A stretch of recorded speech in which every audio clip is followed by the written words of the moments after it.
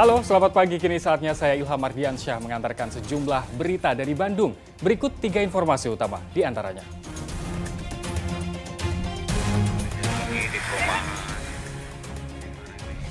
Banjir merendam jalan dan permukiman di wilayah kota Cimahi dan Bandung Barat. Ratusan rumah rusak.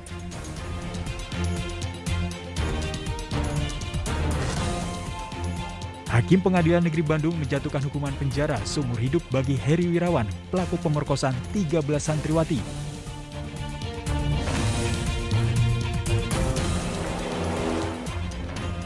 Penularan semakin meluas, ratusan tenaga kesehatan di Rumah Sakit Hasan Sadikin Bandung terpapar COVID-19.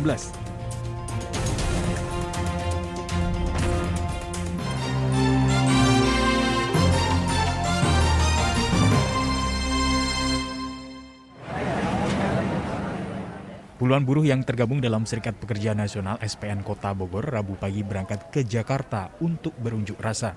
Mereka sengaja menggunakan kereta untuk bergabung dengan serikat pekerja lainnya di kantor Kementerian Tenaga Kerja untuk mendesak pemerintah membatalkan Peraturan Menteri Tenaga Kerja Nomor 2 Tahun 2022 tentang pencairan dana jaminan hari tua yang baru bisa dilakukan setelah peserta berusia 56 tahun. Banyak teman-teman kami yang sudah ter-PHK di usia 40 tahun. Di mana 40 tahun itu dalam rangka mencairkan JHT, kalau kita menunggu sampai 56 tahun, berarti kita 16 tahun harus menunggu. Ya, walaupun bahasa daripada ketentuan mengatakan itu kan ada JKA, JKP katanya, jaminan kehilangan pekerjaan. Nah, jaminan kehilangan pekerjaan itu berbeda. Mereka berharap aksinya bisa berhasil membatalkan peraturan yang rencananya akan mulai berlaku bulan Mei mendatang. Iwan Kurniawan melaporkan dari Kota Bogor.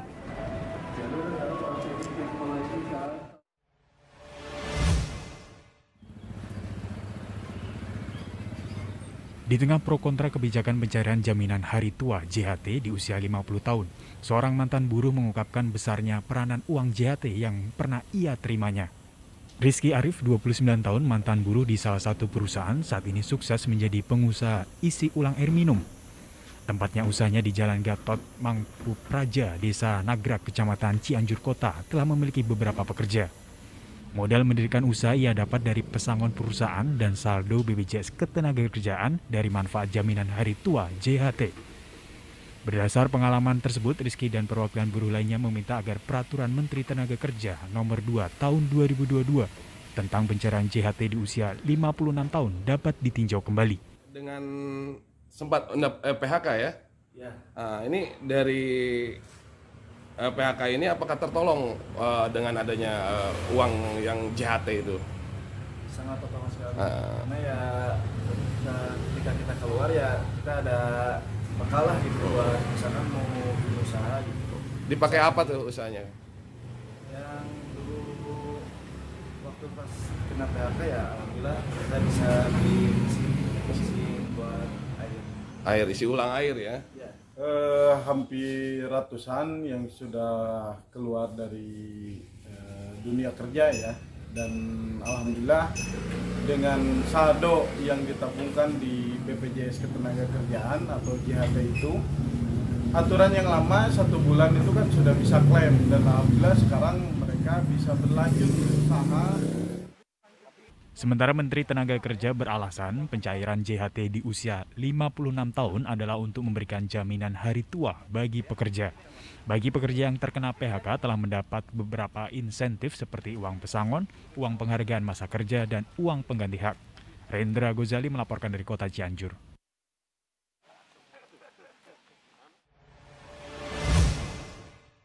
Banjir lagi di perumahan. Banjir merendam puluhan rumah warga yang berada di dekat aliran Sungai Cihaur, Desa Marga Jaya, Kecamatan Ngamprah, Kabupaten Bandung Barat. Tidak ada korban jiwa akibat banjir, namun paling tidak 20 rumah warga yang dihuni 98 jiwa terendam dengan ketinggian air lebih dari 1 meter. Banjir terjadi setelah hujan selama 2 jam yang menjebol tanggung di hulu Sungai Cihaur. Ini kali keduanya banjir terparah selama 2 tahun terakhir. Berapa kakak?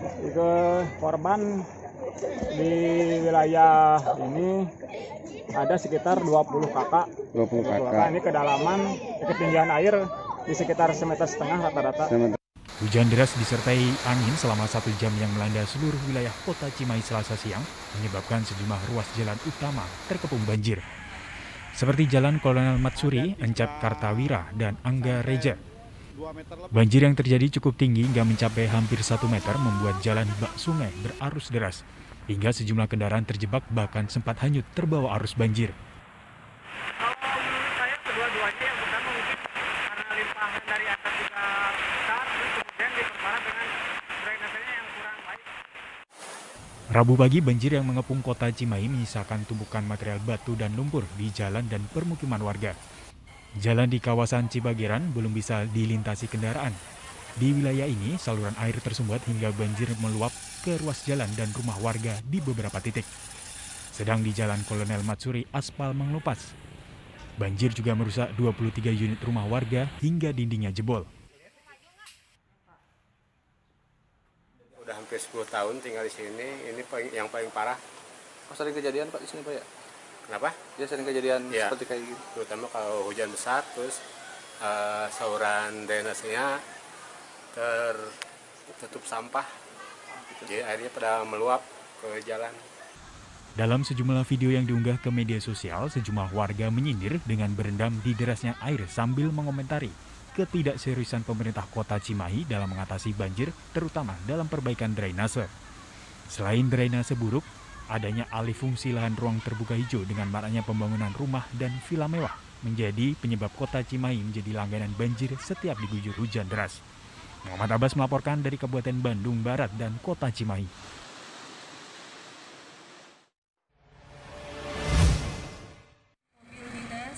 Sehari setelah banjir melanda kota Cimahi, pemerintah mengoperasikan kolam retensi yang berlokasi di kawasan Pasi Kaliki, Kecamatan Cimahi Utara, kota Cimahi. Kolam raksasa seluas 10.000 meter persegi mulai digenangi air sebagai tanda pengoperasian oleh PLT Wali Kota Cimahi dan Bandung. Kolam retensi di daerah perbatasan ini dioperasikan lebih cepat sebagai upaya mengurangi resiko banjir yang kerap melanda dan menggenangi ratusan rumah warga baik di kota Cimahi dan kota Bandung.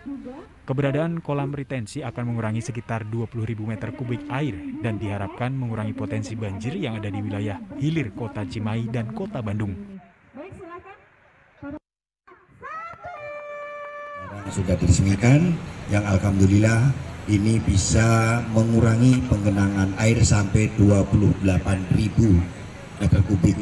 Nah, ini salah satunya adalah mengurangi daripada banjir yang ada di kota Cimahi. Kolam retensi ini sendiri belum rampung 100% dan masih terus dikerjakan pembangunannya oleh Badan Besar Wilayah Sungai Citarum dengan target rampung awal tahun 2023. Menanggapi banjir yang terjadi di kota Cimahi sehari sebelumnya, BPBD mencatat 500 rumah warga terendam dan 180 rumah diantaranya rusak dengan kategori ringan hingga berat. Kita langsung drop logistik untuk kebutuhan mendasar, misalkan seperti tikar, terpal, juga kita drop air mineral, juga mie instan untuk rumah-rumah yang memang tidak bisa ditempati malam itu. Setelah pendataan seluruhnya selesai, pemerintah akan memberikan bantuan kepada warga yang rumahnya rusak, baik berupa makanan dan selimut dan bantuan pembangunan kembali rumah. Muhammad Abbas melaporkan dari kota Cimahi.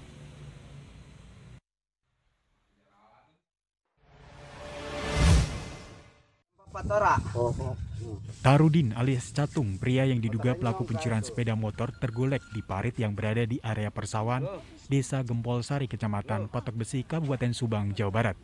Ia babak belur setelah diajar warga yang kesal dengan ulahnya mencuri sepeda motor.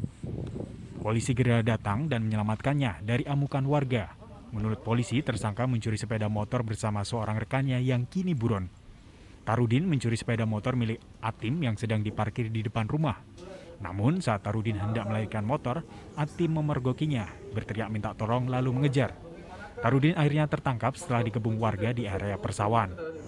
Siang ini kita telah mengamankan salah satu yang diduga melakukan tindak pidana pencurian kendaraan R2, yaitu di dusun yang terjadi di Dusun Pasir Kunci, Desa Tapak Jati. Adapun kita segera mengamankan supaya tidak terjadi adanya penghakiman oleh masyarakat. Dari tersangka, polisi menyita sepeda motor dan kunci letter T. Ia diancam hukuman di atas 5 tahun penjara. Zainal Arifin melaporkan dari Kabupaten Subang.